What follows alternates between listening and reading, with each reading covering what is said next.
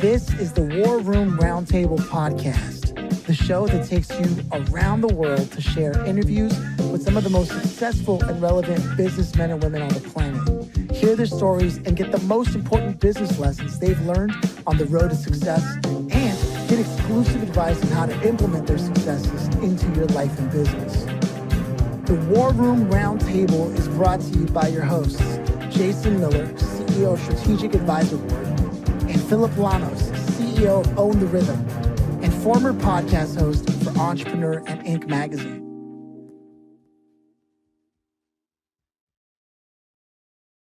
Welcome to the War Room.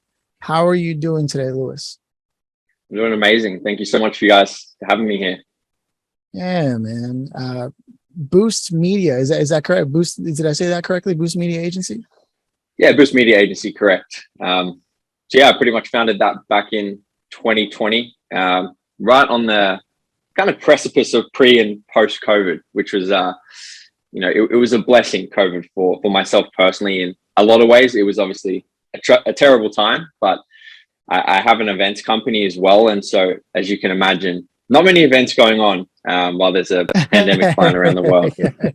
So I had a little bit of foresight there to pivot and move more online. And it was the rest is history, as they say, right?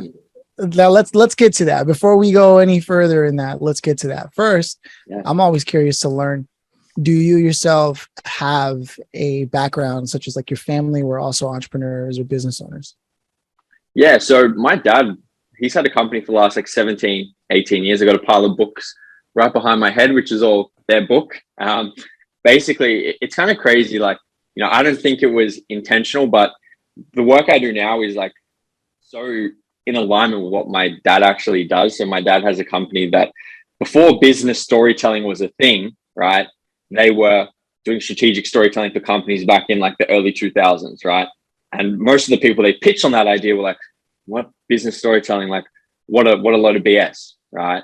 And now fast forward 15, 20 years since then, storytelling is the most powerful thing. Everyone's like, sell with story, like use story in your strategy. And it's like, they were early. And so they were kind of like, now some of the global leaders in that. But yeah, so the work I do is essentially like helping our clients share their story through, different mediums and build their brands to kind of impact more people. So it's strange how it's kind of like ended up like that.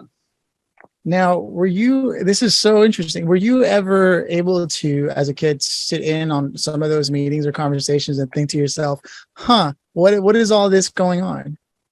Yeah, so for about 3 years, so my dad, I lived with my dad in Melbourne in Australia, and their company office, so we had it was a pretty impressive like townhouse thing, and they had like this huge basement. So like their company office was actually in there. So the house was on top. And so, every day I'm like walking in and out, and like, it wasn't actually until one day when my dad invited me to go along to one of his keynotes that he was doing at the Crown Convention Center in Melbourne, where I actually fully understood what he did for the first time. Because he's like, oh yeah, we use story to do this. And like, anytime people would ask me what my dad did, I was like, I honestly couldn't tell you. They're like, dude, are you sure it's just like dealing drugs or something? I'm like, nah, come on, man. Like, let's be honest. But yeah, so like I went and watched him speak, and like it is crazy how when you use a story, like the facts that you tell in there are so memorable. And so if you're trying to influence, engage, and inspire people, don't just stand there and blurt out facts. It's like actually use a story to illustrate the point, right? Like I was actually in Denver in 2016 after I went to college in Kansas for 2 years, finished my second year. And my dad was actually over at ATD. It's like a business conference over there. I'm not sure if you guys are familiar, but my dad came back to the hotel after the first day, and he was like, Lewis, today I I reinforced exactly why we do what we do. I was like, well, what do you mean? He goes, well, there was 10, 15 different speakers, and, some of them were good, some of them were average. And I was chatting with a group of people after, and I asked them, who was your favorite speaker today? Pretty much all of them said this one guy. Let's say his name was like Jeff, right? Oh, Jeff, he was amazing. He had the Armani suit. Like his presentation was spectacular. My dad was like, yeah, it looks pretty good. Like, do you guys remember what he talked about? And everyone kind of just like stood there and was like, no one even really remembered. And then he's like, well, what did you guys think of, Simon's presentation? And they were like, oh yeah, Simon talked about how his daughter couldn't do this. And like, she had to go to the bank and get this. And so point being, this guy, Simon, rocked up on stage in a flanny, no deck, nothing, just spoke, but he told the story, right? This other guy looked impressive, sounded impressive, used all these crazy words. No one understood him, right? And so the point being, we overcomplicate things. School teaches us, use fancy words, do this, but it's like, if you can communicate simply and if you can communicate with story, then it's like people are actually going to remember what you say. They're not just going to be like, okay, that sounded really cool, right? What I love most about what you just did is you literally led by example and use the story that will never let anyone forget how important telling a story is to getting your point across in a lesson, which again, that's my favorite kind of people. You just did the very thing we're always trying to extract from people on the show to create the compelling momentum we need to contribute to the greater fabric of business wisdom, right? Yeah. And so for me, knowing that that's where you come from and that's how you grew up and you got to pick up all of this early on, what made you decide to go into events? So it was purely by chance. Like, so fast forward back to, well, rewind back to 2017. So it all started literally, I was sitting at the dining room table. This is when I was living with my dad, actually. And I saw an ad pop up on Facebook. Sorry, mind blank. So I saw an ad pop up on Facebook, and like, full transparency. So the events company that I started working for, it was like, a topless waiter, right? And I was in really good shape, and it was like $80 to $100 an hour. And that time I was like, making no money. And I was like, Dad, look at this. Like, he's like, yeah, go on, give it a try, man. Like, you got nothing to lose. And it's funny because that whole experience, like, of literally being like a waiter shirtless at a party, that was like an incredible growth experience for me, because I was like very shy and very introverted. And anyway, after like 2 months of like working for these guys who ran the company, they were starting an e-commerce product, and they were going to have no time to run this one. And they knew I wasn't just like the average person that does that job. They saw that I was like, I was very invested in my personal growth and learning and trying new things. And so like, man, we want you to run the whole business for us. And I was like, God damn, like, that's way out of my comfort zone, but I'm going to take it on, right? And pretty much from there, I ran their company for about a year. They tried to sell me their company, and they really tried to like rip me off like massively. And they took like a vendetta against me when I lowballed them very hard on their offer after speaking to multiple people who've built and sold businesses. Anyway, so then I was like, you know what? Like, I know exactly how this business runs. Like, I could set my own one up tomorrow for like 100th of the cost. I was like, you know what? We got no contracts. See you guys. So started my own company. I've sold pretty much most of that company now to one of my friends who runs that whole thing. So that was like a really interesting period of my life where I never would have expected to go. But like, it gave me such invaluable experience because I did a Bachelor of Entrepreneurship at uni, right? You'd think I'd come out of there like ready to be the next Bezos or whatever. But like, I felt like I had no idea about business. And it wasn't until I actually ran these guys' business where it's like, cool, here's how you send an email. Here's how you get on the phone with someone. Here's how you follow up. Here's how you like manage a leads list. I was like, wow, this is like pretty simple, but no one knows that stuff. So like, I was almost mentored by these guys just by like running their business. And that's pretty much what set me up to start the next business and just get it off the ground like that. Because I had all the fundamentals in place, and yeah, just rolled with it from there. That's a really interesting thing happening, because there's a lot of people who feel like they need more preparation and more and more and more and more before they ever even hit send on an email. Yeah. And somehow I don't know if it's related to you growing up watching business in action and finally understanding it in those moments, and then stepping in, not even with the intention to run someone's business, but slowly picking up the pieces and then having them observe the value, and you acknowledging the value that's being reflected back to you. Supposed to be like, oh, false modesty. No, just all these qualities you inherently seem to be an entrepreneur in the truest sense, willing to learn, not afraid of hard work, all these things. So before I take it to where I want to go after having illustrated that, I imagine as somebody else who also grew up, in a family of business owners and had businesses at a young age, Jason himself, I think, might have a thought or two on that, because that's also something that he really shares in common with you. And it's just interesting to see that DNA, that personality. Yeah, it is DNA to a point, I think, right? But I also think when you're around it a lot as a child, it kind of gets ingrained in you, and then you see it happening, and then you want it more and more and more and more. And I love the whole story thing. I do it unintentionally, I think, because I like always tie things, back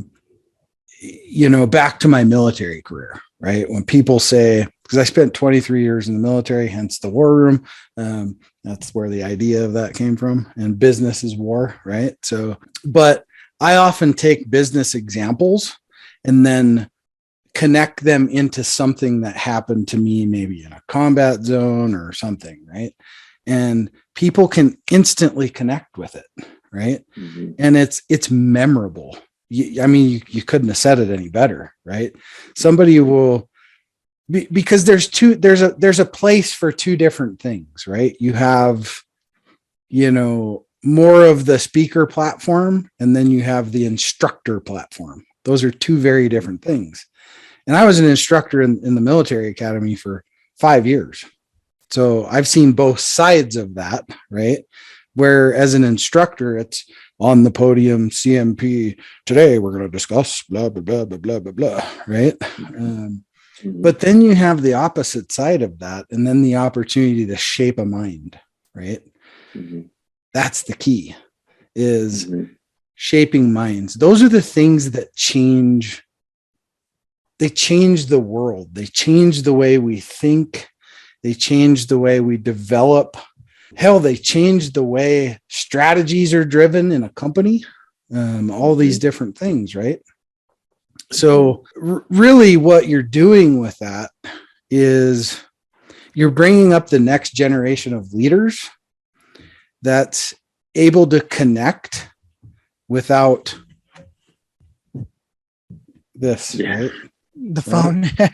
Right. And that's not a phone, but you get my point, right? So the dopamine box. Right. Yeah. Right.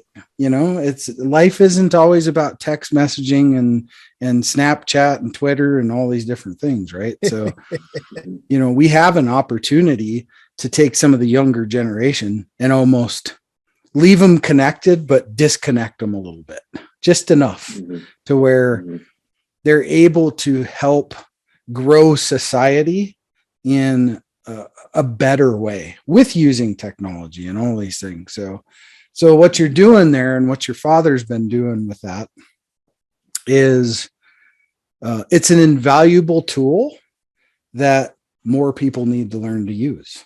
So good on you for doing that, because there's not a lot of people doing it. It's for sure. Yeah.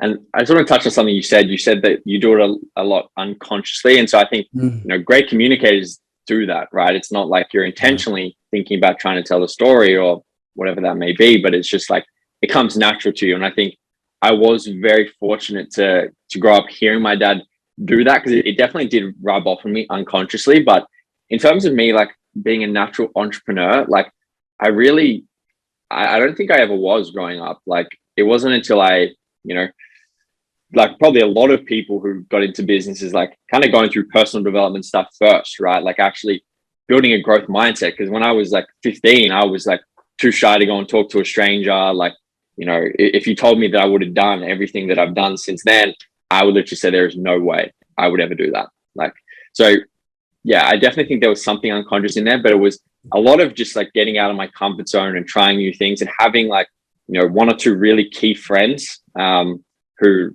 were kind of on the same path, and just like pushing each other to like try these things and really like get out of our comfort zones. And like, there was one guy who's literally been instrumental to everything that I did. And he's like, do this. And I just listened to him, and like, it worked, pretty well. So there is the pattern of people that I've interviewed who have launched businesses, CEOs, venture capitalists, who are coachable, right? And then when I spoke to psychologists who also happen to be life coaches, they would always say, you first have to get all that crap out of the way before you could even be coachable. So it's an interesting tidbit to bring that up. and say, yeah, I was coachable regardless of where I was in my life. And I imagine to this very day, under under the right circumstances, in front of the right person, you are coachable. And that is probably something that every entrepreneur can relate to. It's come up in this show a lot, of finding a good mentor. And that doesn't necessarily always have to be someone older than you. It could be someone on the path who is just further along in a few steps of the direction you're trying to go. So I'm glad that you brought that up. And now it was, as we carry the narrative over. So here you are with Boost Media, and you launched during the pandemic, right? Which is like crazy, but it was smart. You had the foresight, as you said early in this conversation, go, okay, I can't do what I was doing. I made the exit. I left it with them. I'm thinking of what I'm going to do next. You launched this. Did you catch on later, finding out, whoa, the work I do is totally correlated to the work my dad was doing? Or was it kind of like, no, I think this is the direction to go, and I think I know enough about it that I can take it to the next level, given the tools we have available now?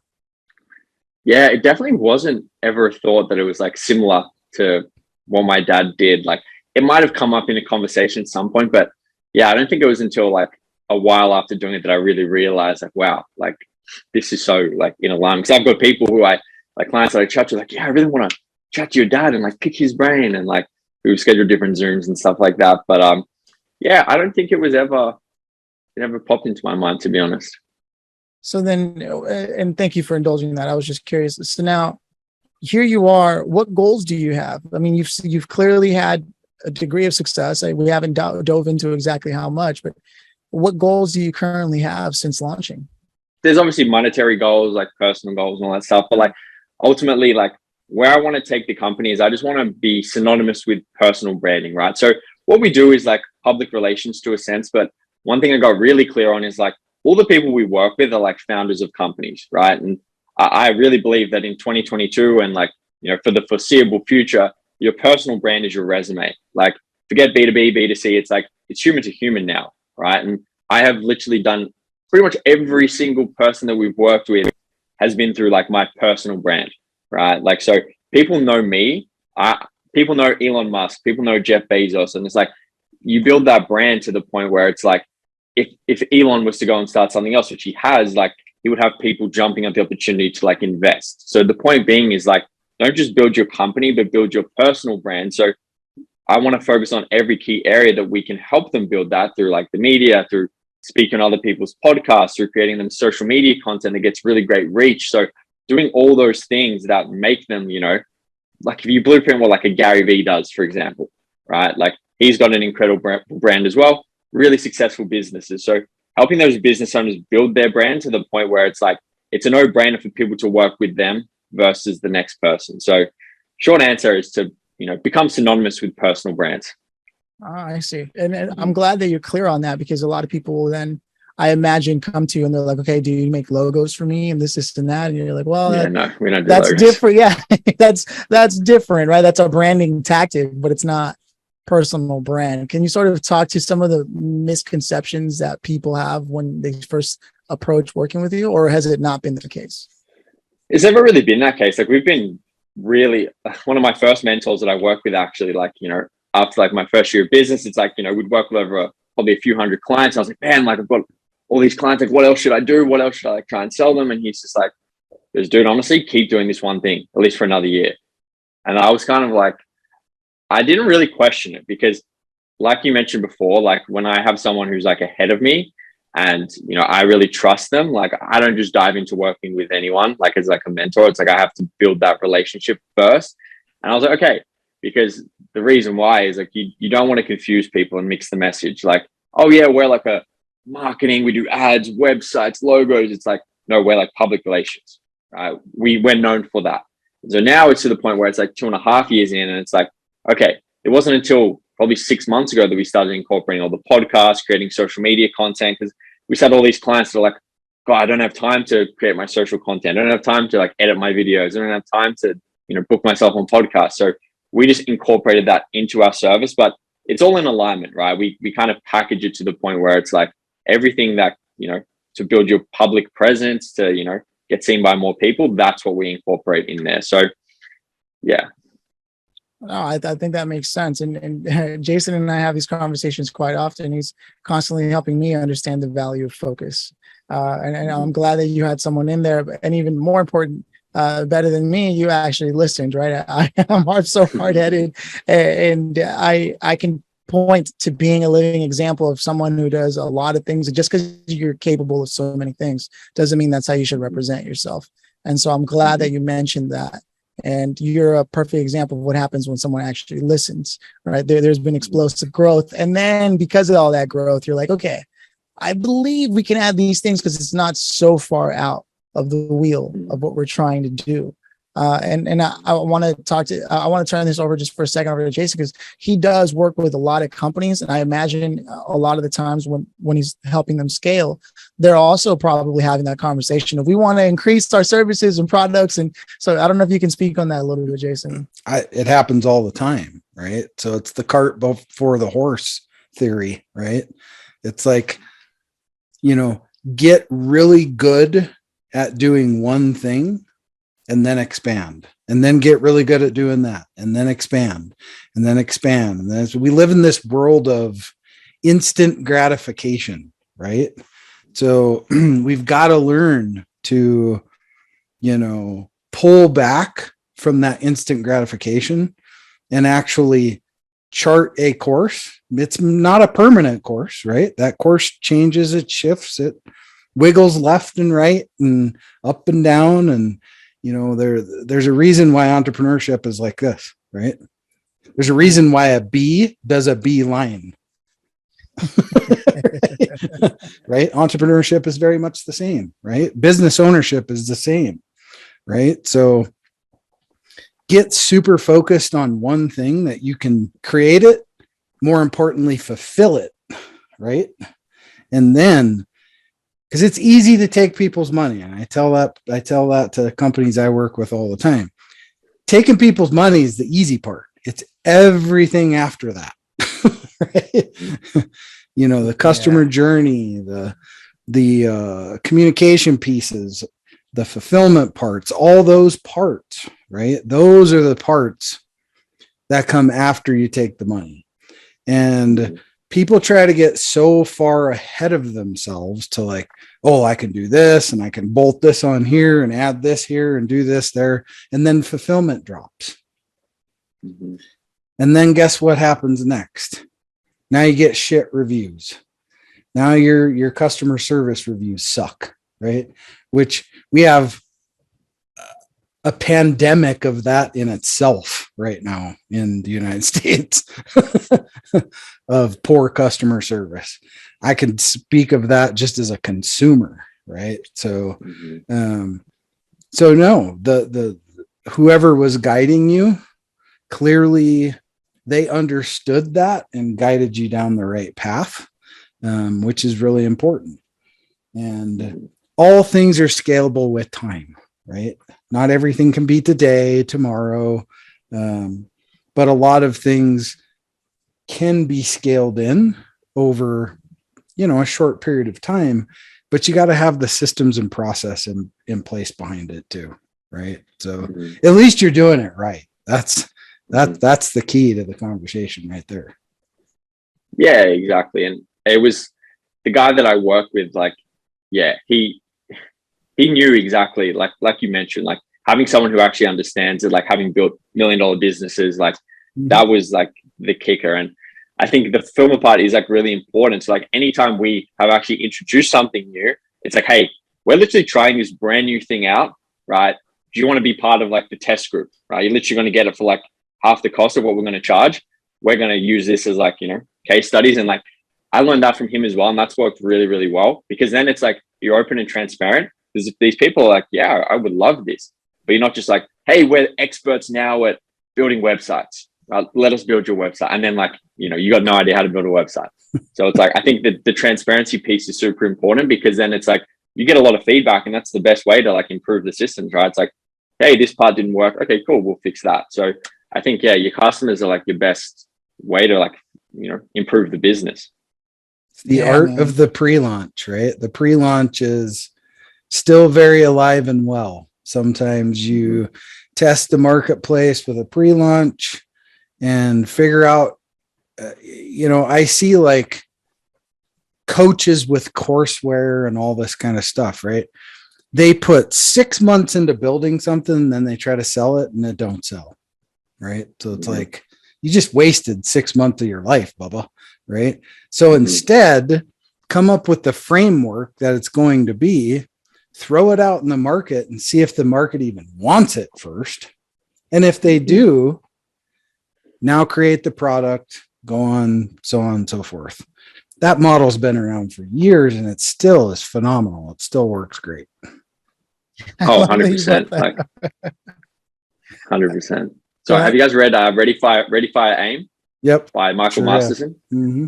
Sure have. That is an incredible book. And it's literally like what you just summed up there. He's like, mm-hmm. You need product market fit, find your optimum selling strategy. And then once you hit the 7-figure mark, then, figure out the rest. There's some more stuff. Right. Because then there's going to be new challenges and problems. Yeah. I call it the just-in-time methodology. Okay, I like it. And so keeping with the narrative, right? So we know your goals obviously is to continue to bring people on that are going to want the full experience that you've been able to develop, and based on the relationships you built. Like you said, you don't just go to work with anyone off the bat. You take your time to get to know them and see how it fits into the overall ecology of what you're doing, right? Like this ecosystem here, this is what it looks like. It looks pretty tight. Can I fit this in? So it's good to know that, because anyone listening now will know that you don't do things by accident, right? It's very intentional what you do. So if there's someone listening that's interested in this, where would you invite them to connect with you and visit you? Probably Instagram is the best place. My handle is @Lewis Schenk. I've got a bunch of free resources. So if anyone is interested, to send me a DM and I'll shoot them your way. All right. Right on. And then with that, if you could go back to the day that you were working at the event agency, it was, like you said, top list, whatever, and you just started, but you being you now, knowing what you know now about business and the risks and the responsibilities, the rewards, what would you have said to yourself being who you are just before you got that bad deal that they tried to offer you? What would you say to yourself now? Invest in Bitcoin. No, I'm kidding. Definitely not right now. So I think it's in two parts. So I think what we just spoke about finding product market fit and everything like that is the advice I would give to someone starting out. Like find people who want your service, sell it to them and fix it. But in terms of how you asked it then, I would say like hiring a team quicker, right? For the first year of my business, like I probably could have doubled the business in the first year had I not just been stubborn and like, no, I'll do it all myself. I'll grind from 5 a.m. to 10 p.m. because after 11 months of doing that, you realize that you're not a superhuman, right? It's fine for a few months, but you get to the point where it's like, okay, I really need some help. And it wasn't until I hired some help that I was like, oh my God, like how much time do I have to actually work on the business versus like just sending more emails and sending more messages, like, so definitely getting out of your own way and like giving up control a little bit. I love it. That is a recurring theme that we've heard from a lot of people.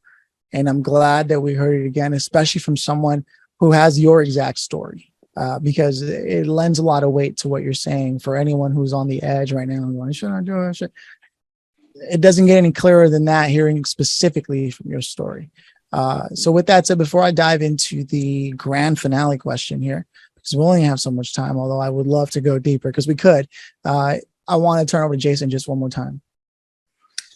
Yeah, I love these kinds of interactions because there's so much little value punch here and there, right? If you're just paying attention, the little value things you can get from it are huge.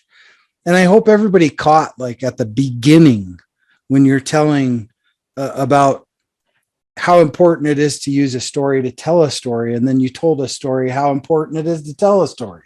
Right. So I hope people like got that whole part of it. And to me, that's a very valuable piece of information to arm people with. Because we've all sat places and we're like, falling asleep, right, about ready to freaking drool on the notebook that we were sitting on, right? Because it's just boring. And And so keep doing that good work. That's great work to keep doing. And somebody needs to be out front leading that charge. And it sounds like you're it. So keep doing it. Appreciate that. Thank you. Yeah. Right on. And with that, we've got the grand finale. I hope you're ready, Lewis. So here it is. Drum Bring it roll, on. please. So if you could have invited anyone to this conversation today, based on what we talked about, what we covered, who would you have invited if you had the chance to invite anyone, dead or alive, and why? Yeah, like at this exact point in my life, I would say Alex Hormozy. You guys familiar with him?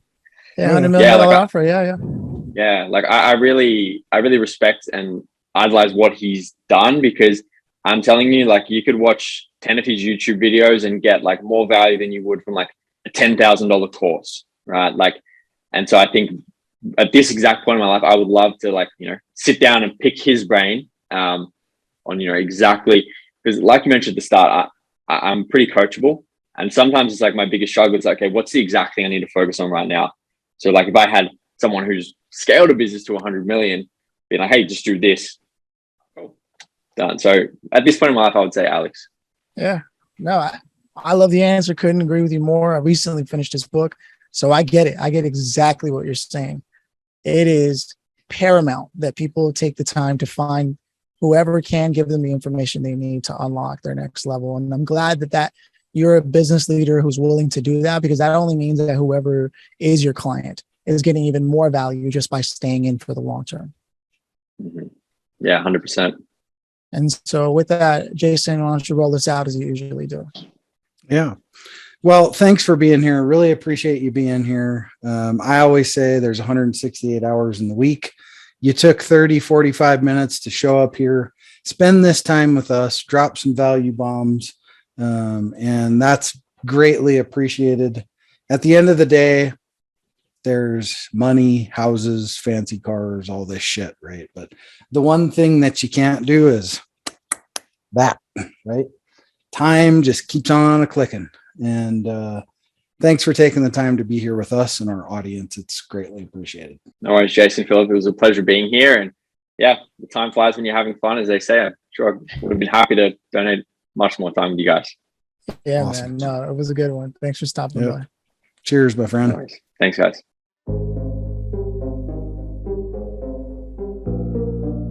Thanks for listening to the War Room Roundtable with your hosts, Jason Miller and Phillip Lanos. Please leave your feedback and visit strategicadvisorboard.com to get the latest and greatest business advisement on the planet. Follow us on social media for updates, and always remember, if you can dream it and believe it, then you can go achieve it. We'll see you in the next episode.